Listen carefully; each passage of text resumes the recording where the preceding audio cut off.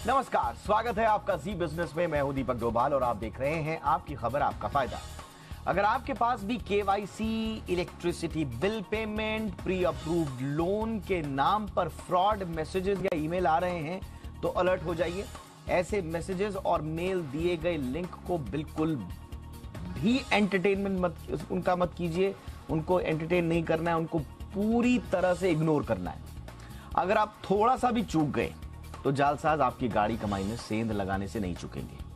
आज हम इस पर चर्चा करेंगे। चर्चा तो हम सालों से इस मुद्दे पर करते आए हैं, कुछ लगाम जरूर लगी है, लेकिन प्रॉब्लम यह है कि जालसाज नए नए तरीके इजाद कर लेते हैं।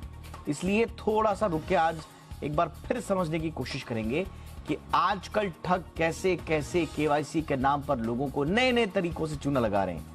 ठगी के पूरे मोडस ऑपरेंडी से आपको सचेत करेंगे, साथ ही इससे बचने के उपायों पर भी एक्सपर्ट से बात करेंगे। लेकिन पहले ये रिपोर्ट देख लीजिए।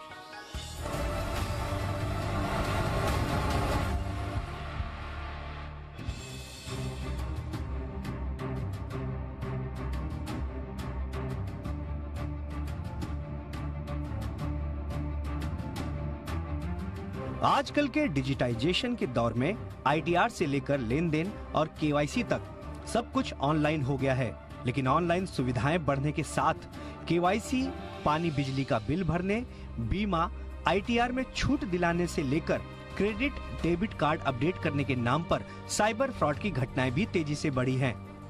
जालसाज साइबर फ्रॉड को अंजाम देने के लिए जाल बिछाकर बैठे हैं। जैसे ही कोई चूक करता है वो ठगी को अंजाम दे देते हैं। खासकर नया कारोबारी साल शुरू होने से पहले ये एक्टिव हो जाते हैं। केवाईसी को लेकर कभी बैंक के नाम पर मैसेज और ईमेल आते हैं तो जालसाज कभी पैन कार्ड नंबर, आधार और आईटीआर के नाम पर लोगों को फर्जी मैसेज और ईमेल भेजते हैं। ठग बड़ी चालाकी से केवाईसी के नाम पर किसी के बैंक डिटेल्स और आधार की मदद से उनका अकाउंट खाली कर देते हैं। आपको जालसाजों के पूरे मोडस ऑपरेंडी को समझाते हैं। ठग पहले आपके मोबाइल पर मैसेज या ईमेल भेजते हैं। खुद को सर्विस प्रोवाइडर या बैंक का रिप्रेजेंटेटिव बताकर आपसे जल्द केवाईसी प्रोसेस को पूरा करने को कहते हैं। साथ ही मैसेज में चेतावनी भी होती है कि केवाईसी नहीं होने पर अकाउंट से लेन देन सस्पेंड हो जाएगा।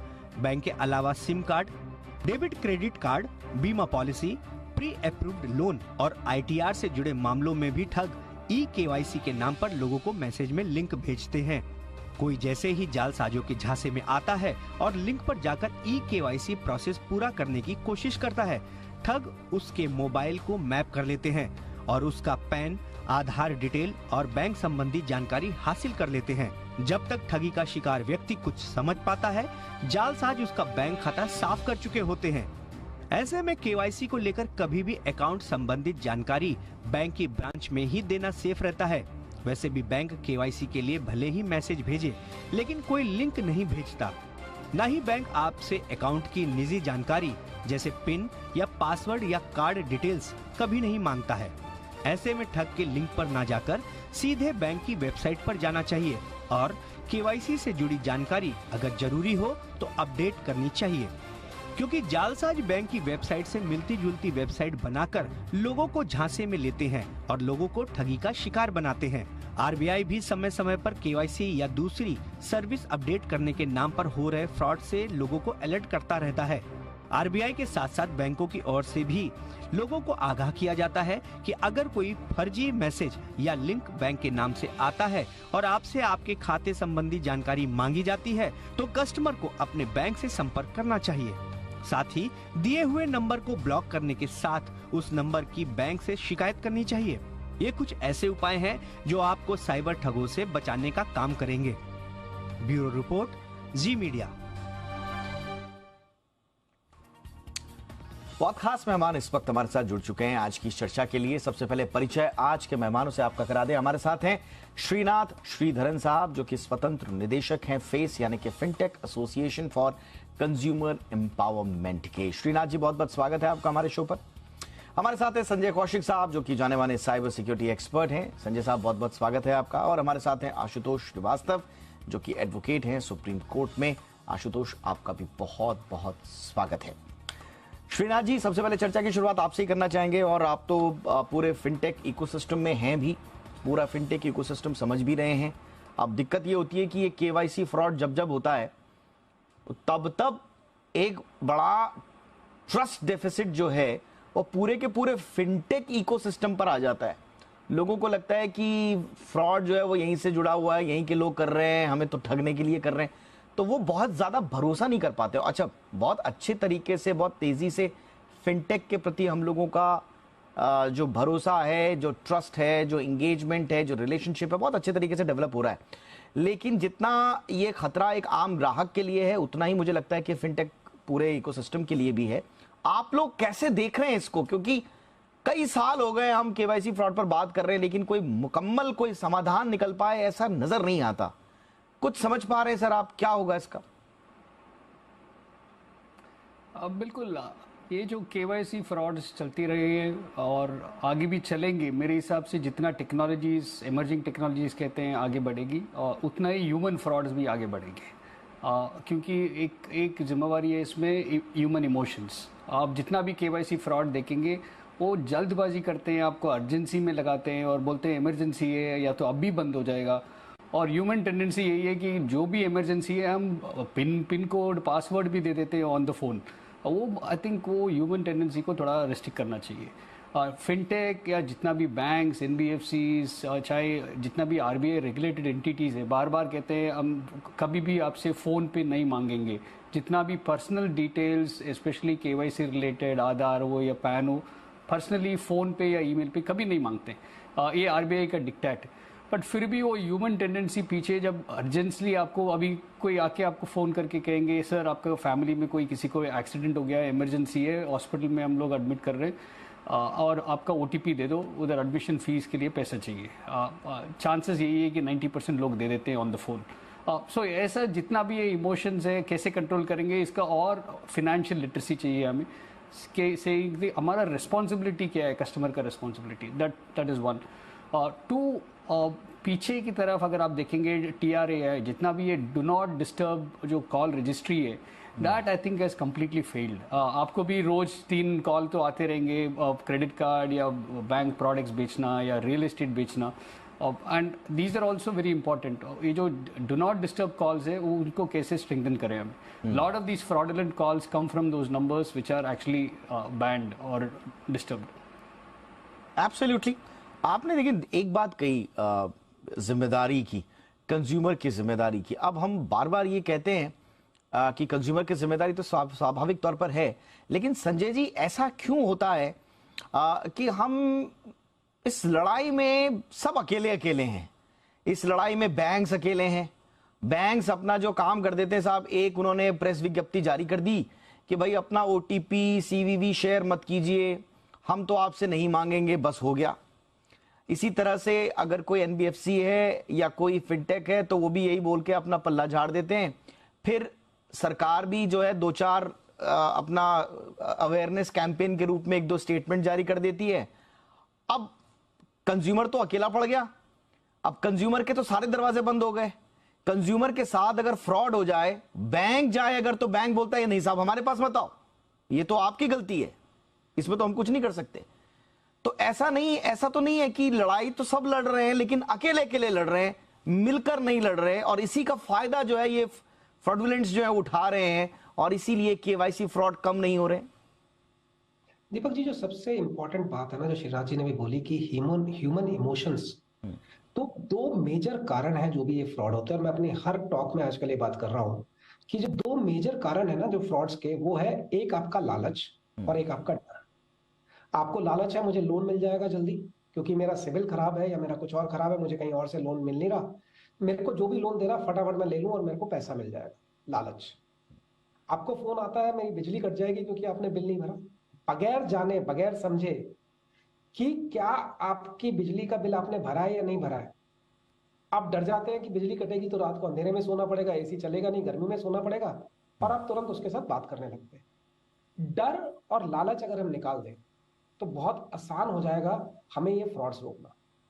बहुत इंपॉर्टेंट है कि हम बड़ी शांति से, कोई भी आपके पास ईमेल आ रहा है, कोई भी आपके पास मैसेज आ रहा है, अगर आपके पास मैसेज आ रहा है, आप लिंक पे क्लिक करने से पहले एक बार उसको खोल के तो देखिए, उसका हेडर तो चेक कीजिए मैं मानता हूँ बहुत मुश्किल है आम आदमी के लिए, कि जो कॉमन पीपल है उनके लिए बड़ा मुश्किल है कि वो जान पाए कि क्या है।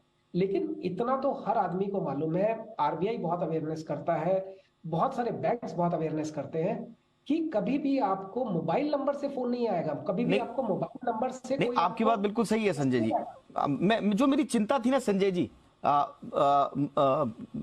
ये मैं थोड़ा सा देखिए, मेरा जो कहने का तात्पर्य, आपने बिल्कुल सही कहा, लालच और डर। लेकिन मेरा कहने का मतलब ये है कि हम एक लोकतांत्रिक देश में रहते हैं, दुनिया के सबसे मजबूत सिस्टम में रहते हैं। कई बार ऐसा लगता है, देखिए, जो लोग जिनके साथ फ्रॉड होता है उनकी जिम्मेदारी तो होती है, इसमें कोई शक नहीं है। लेकिन मेरा कहना यह है कि अगर किसी के घर में चोरी हो जाए और उसको यह कहा जाए कि तुमने ताला अच्छी क्वालिटी का क्यों नहीं लगाया था, गलती तुम्हारी है। अगर तुमने अच्छी क्वालिटी का बड़ा ताला या 3 ताले एक साथ लगाए होते तो तुम्हारे घर में चोरी नहीं होती। क्या हम एक ऐसा सिस्टम, एक ऐसा वातावरण तैयार नहीं कर सकते हैं कि चोर आए ही ना, चोर डरें कि हमको इस पे हाथ डालने से पहले ऐसा ना हो कि हमें जेल में पूरी जिंदगी बितानी पड़े, हमें दंड मिले। ये डिटरेंट, ये भयादोहन क्यों नहीं है सर? बैंक्स बहुत कोशिश, इसका कारण एक तो सबसे ज्यादा ये है कि जो साइबर ठग है वो किस जुरिडिक्शन में बैठे हैं। आप जुरिडिक्शन लेंगे, इंडिया में police is a state matter. अब स्टेट में आपके साथ फ्रॉड हो रहा है, दिल्ली में बंदा बैठा है, राजस्थान में या बिहार में या कलकत्ता में, क्या आप दिल्ली की पुलिस को कंप्लेंट करेंगे तो क्या दिल्ली की पुलिस वहां जाके उसको अरेस्ट कर पाएगी? या दिल्ली से, इंडिया से फ्रॉड होते हैं यूएस के अंदर, तो क्या इंडिया की पुलिस वहां जाएगी या वहां की पुलिस यहां आएगी? जुरिडिक्शन कहाँ का बनेगा? ये एक बहुत बड़ा इशू है साइबर फ्रॉड के अंदर। ये जुरिडिक्शन बहुत बड़ा इशू है क्योंकि ये बॉर्डरलेस क्राइम है। एब्सोल्युटली, ये आपने बड़ा इंपॉर्टेंट बात बोली। लेकिन आशुतोष जी, मैं आपके पास आना चाहूंगा। आशुतोष जी, मेरे को आप बताइए कि एक क्या मतलब, हो सकता है कि मैं गलत भी हूं, हो सकता है मेरी जानकारी कम हो, इस जिम्मेदारी के साथ मैं आपसे सवाल पूछ रहा हूं। जिस मैसेज से या जिस नंबर से या जिस टेलीकॉम ऑपरेटर से ये जो सारे के सारे मैसेजेस वगैरह आते हैं कि साहब जल्दी जल्दी केवाईसी करा लीजिए वरना फ्रॉड हो जाएगा, और बड़े बड़े लोगों के साथ आते हैं, आपके साथ आपकी बिजली कट जाएगी, आपका बैंक खाता बंद हो जाएगा कल ही, आपका पेंशन अकाउंट बंद हो जाएगा, आपका सैलरी अकाउंट बंद हो जाएगा। क्या कभी ये टेलीकॉम ऑपरेटर्स कभी पार्टी बनते हैं? क्योंकि आ तो इनके एसएमएस तो यहां से आ रहा है। क्या कभी इन टेलीकॉम ऑपरेटर्स को भी पार्टी बनाया जाता है ताकि वो भी जिम्मेदारी लें कि उनके प्लेटफॉर्म से ये फ्रॉडस्टर्स कैसे एसएमएस भेज रहे हैं या ये इस तरह के फ्रॉड मैसेजेस भेज रहे हैं? कहीं हम चूक रहे हैं सर क्या? जी जी, देखिए आपने बिल्कुल सही सवाल पूछा है। एक्चुअली देखिए, जो बैक ऑफिसेस जब से शुरू हुआ कंट्री में, कि आपके पास कोई फ्रंट वो है ही नहीं बात करने वाला। अगर आपका कोई भी इशू है, कोई क्रेडिट कार्ड से रिलेटेड इशू है, बैंकिंग से रिलेटेड इशू है, तो जो पहले के टाइम में जो होता था कि आप एक लैंडलाइन नंबर पे लगाते थे, वहां कोई बैंक से डायरेक्टली कोई अटेंड करता था और आपको असिस्ट करता था। अब वैसा कोई सिस्टम ही नहीं है, हर जगह वो टोल फ्री नंबर जैसा सिस्टम है और आप फोन लगाते हैं, वो वन वे ट्रैफिक है। अब फिर जब आप दूसरी बार अगर आप लगाएंगे तो उस पर्सन से आपकी बात होगी भी नहीं। तो ऐसे सिचुएशन में क्या होता है कि जब बैंक जो है बोलती है कि भाई आपको केवाईसी कंप्लीट करना है, एक तो देखिए डिमांड्स जो होते हैं बैंक्स के, जैसे केवाईसी से रिलेटेड, उसमें भी कुछ क्लैरिटी होना चाहिए कि कब कब उनको केवाईसी चाहिए, क्योंकि जब वो अकाउंट ओपन करते हैं तो वो सारा डॉक्यूमेंटेशन सब कुछ वो कर चुके होते हैं, सारा प्रोसेस। करेक्ट। और उसके बाद वो फिर केवाईसी के लिए ईमेल आता रहता है, एसएमएस आता रहता है। बहुत बार लोग सोचते हैं हो सकता है ये फ्रॉड होगा, गलत होगा, लेकिन कभी कभी फोन भी आ जाता है कि नहीं, आप केवाईसी अगर नहीं करेंगे तो आपका अकाउंट डोरमेंट हो जाएगा, तो ये हो जाएगा। और उसके बाद जो है वो इतने बिजी शेड्यूल में हो सकता है कि बैंक वो डायरेक्टली विजिट ना कर पाए, प्रैक्टिकली नहीं हो पाता है। या किसी को भी जो छुट्टियां होती हैं, जनरली सैटरडे संडे होती हैं, उस टाइम पे बैंक भी फंक्शनल नहीं होता है। और ड्यूरिंग ऑफिस आवर्स बहुत सारे लोग हैं जो ऐसे छुट्टी लेकर के कि मुझे बैंक में जाकर के केवाईसी करना है, तो प्रैक्टिकली ये पॉसिबल नहीं हो पाता है। और ऐसे सिचुएशन में अगर वो जाकर के ऑनलाइन बैंक का साइट ओपन करते हैं तो बहुत बार जो है वो साइट पे भी अपडेट नहीं लेता है और वो एरर बता देगा या नहीं होगा। तो आशुतोष आपने जब इस तरह आशुतोष आपने बहुत इंपॉर्टेंट बात बोली। आशुतोष आपने जो बहुत इंपॉर्टेंट बात बोली, आशुतोष आप कह रहे हैं ये जो केवाईसी का जो कॉन्सेप्ट है ये बैंक ही नहीं समझा पा रहे हैं लोगों को। ये ऐसा लगता है कि ये 12 मासी, ये लगता है कि ये 12 मासी प्रोसेस है क्योंकि अगर बैंक ये समझा दें, बैंक इतना भरोसा जगा दे ग्राहक के मन में कि आपका केवाईसी हो चुका है सर, अब आपका केवाईसी तब होगा जब हम आपको बताएंगे 5 साल बाद, 2 साल बाद, 10 साल बाद।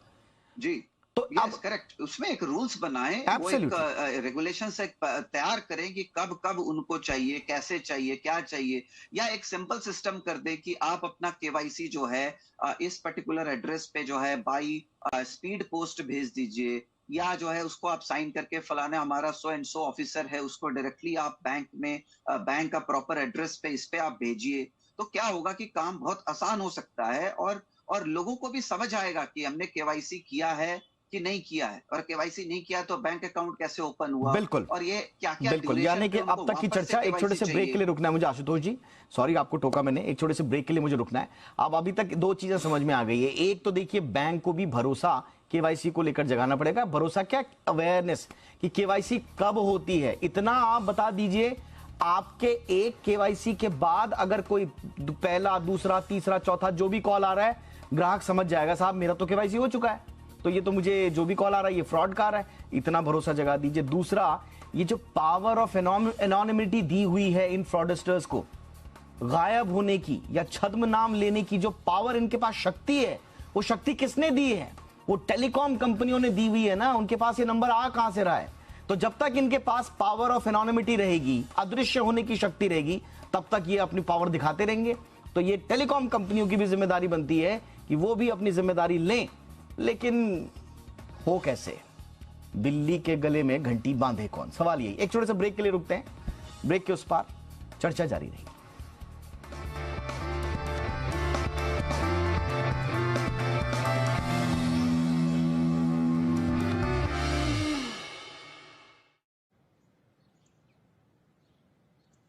क्या आप शेयर बाजार में ट्रेडिंग करते हैं ना? तो रोज सुबह 7:30 बजे जी बिजनेस पर आपको वो सब कुछ मिलेगा जो ट्रेडर्स को हर रोज चाहिए। Cash, futures, options, index, technical picks, खबरों के दम पर शेयर, और इन्वेस्टर्स के लिए कुछ नहीं।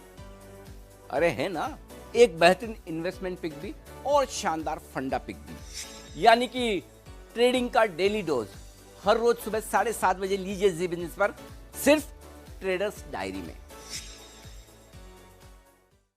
खबरों के तूफान से, सूचनाओं के भंवर से, बयानों के जंजाल से, अफवाहों के मायाजाल से, अब आपको निकालेगा जी बिजनेस और दिखाएगा इंडिया 360। सोमवार से शुक्रवार शाम 7:56 बजे जी बिजनेस पर।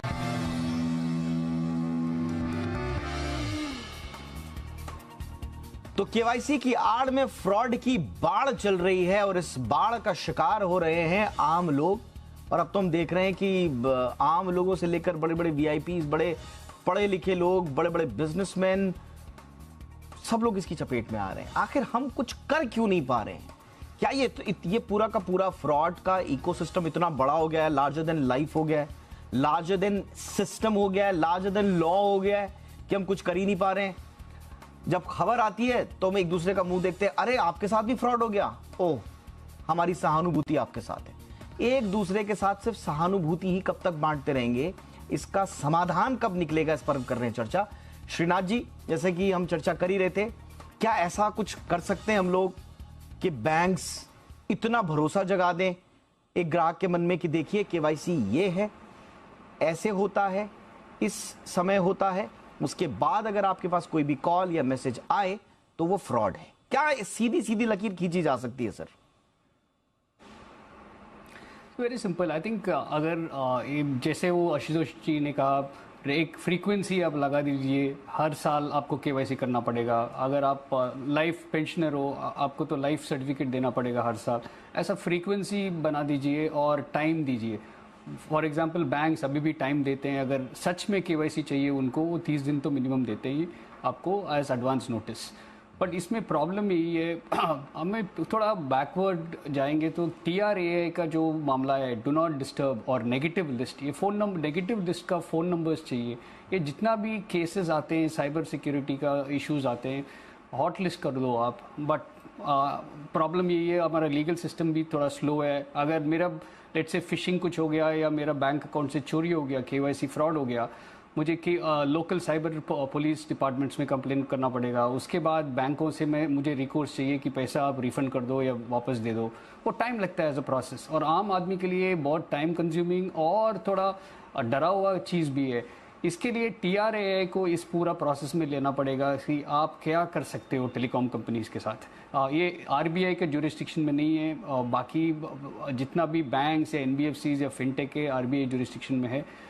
इसमें शायद हमें TRAI और मिनिस्ट्री ऑफ IT MeitY को लेके आना पड़ेगा। एब्सोल्युटली। और पता नहीं ये क्यों रॉकेट साइंस है, क्यों टेलीकॉम कंपनीज समझ में नहीं आता कि क्यों ये इस हाथ पीछे खींच लेते हैं जब इस तरह की बात आती है। मेरे पास वक्त की कमी है। संजय साहब, संक्षेप में क्या हमें अप्रोच बदलनी होगी सर? अब ठीक है, जो कंज्यूमर के जो उसकी जिम्मेदारियां हैं वो तो वो रहेंगी, हमेशा वो शाश्वत रहेंगी कि उसको जिम्मेदार रहना है, उसको लालच और डर के चक्कर में नहीं पड़ना है। लेकिन हमें थोड़ा सा पलट के अब थोड़ा सा टेलीकॉम कंपनियों की तरफ, थोड़ा सा बैंक की तरफ, थोड़ा सा सरकार की तरफ, पुलिस की तरफ भी देखना पड़ेगा कि भाई आप तो जागो। बहुत इंपॉर्टेंट बात है दीपक जी। और अगर आप जाने तो एक बहुत सिंपल सॉल्यूशन है इसका। सिंपल सॉल्यूशन क्या है कि अगर टेलीकॉम कंपनी बोल दें कि हम प्रॉपर केवाईसी के बगैर सिम कार्ड ही नहीं इशू करेंगे। एब्सोल्युटली। तो आपने बात बोली कि अदृश्य होने की शक्ति, अगर आपने किसी का प्रॉपर केवाईसी कर लिया सिम कार्ड इशू करने से पहले, तो अदृश्य कैसे होगा? और सबसे बड़ा जो फ्रॉड का जो परसेंटेज है वो वहीं से हो रहा है कि आप नकली सिम कार्ड लेते हैं किसी और के नाम पे। जब आप उस फोन नंबर के केवाईसी को निकालते हैं, जब पुलिस वहां जाती है तो पता लगता है कि वो आदमी ना तो वहां रहता है, ना वो उसने कभी नंबर लिया, और वो फ्रॉड पे है। जिस अकाउंट में वो पैसे जाते हैं, जब आप उस बैंक अकाउंट को ट्रेस करते हैं, पुलिस उस बैंक अकाउंट को ट्रेस करती है, तो पता लगता है या तो वो बैंक अकाउंट किसी भी नाम, ऐसे नाम पे लिया गया जो व्यक्ति कहीं है ही नहीं, या उसका केवाईसी नहीं हुआ। एंड अगर आप सिर्फ केवाईसी को स्ट्रांग कर दे, मैं दूसरी साइड की बात कर रहा हूं कि अगर टेलीकॉम कंपनी केवाईसी को स्ट्रांग कर दे तो आपकी 90% जो ये समस्या है वो दूर हो जाएगी। बिल्कुल। अगर हो जाता है तो हमारे सारे के सारे फ्रॉड रुक जाएंगे और आप बहुत ज्यादा फ्रॉड्स को दूर कर पाएंगे। एब्सोल्युटली। यानी कि ये बहुत बड़ी बात नहीं है, छोटी छोटी चीजें, लेकिन करे कौन? आशुतोष, संक्षेप में अगर हम थोड़ा सा दंड भी कड़े कर दें, एक बार नजीर पेश कर दें, तो फिर आगे अनुभव अगर ऐसे लोगों का कड़वा रहेगा तो 100 बार दूसरा भी सोचेगा फ्रॉड करने से पहले। लेकिन अनफॉर्चुनेटली हमारे यहाँ जो एक्शंस होते हैं वो पर्याप्त हो नहीं पाते। जी जी, देखिए, एक तो है कि prevention is better than cure. तो मुझे लगता है जहां जरूरत है वहीं डॉक्यूमेंटेशन मांगा जाए, चाहे वो बैंक हो या कोई भी दूसरे इंस्टीट्यूशंस हो, जहां एकदम जरूरत है। जब हम देख रहे हैं कि सामने सामने इस तरह से फ्रॉड्स हो रहे हैं, तो उसको रोकने के लिए कहीं ना कहीं जो है हमें प्रिवेंटिव मेजर्स भी लेने पड़ेंगे। और उसके अलावा अगर तो भी इस तरह के क्राइम्स हो रहे हैं, तो जो रूल्स है, हमारा जो IT रूल्स में अमेंडमेंट हुआ है 2021 में, उसमें बहुत सारे जो है पावर्स दिए गए हैं ऑथोरिटीज को। और उसके हिसाब से अब हम देखने लगे हैं कि साइबर फ्रॉड के जो क्राइम से रिलेटेड FIRs भी अब रजिस्टर काफी थोड़ा आसानी से हो रहा है, जो पहले बहुत टफ था। बिल्कुल। देखिए, इसमें होता है कि जो देखिए सरकार कहती है कि साहब ये जो IT का पूरा ताना बाना है ये इवॉल्विंग इशू है। हमें लगता है अब इस मानसिकता से बाहर आ जाना चाहिए सरकार को भी। ये इवॉल्विंग अब बहुत इवॉल्व हो चुका है, ये इतना इवॉल्व हो चुका है कि इसमें कई लोगों की जिंदगियां डिसॉल्व हो चुकी हैं।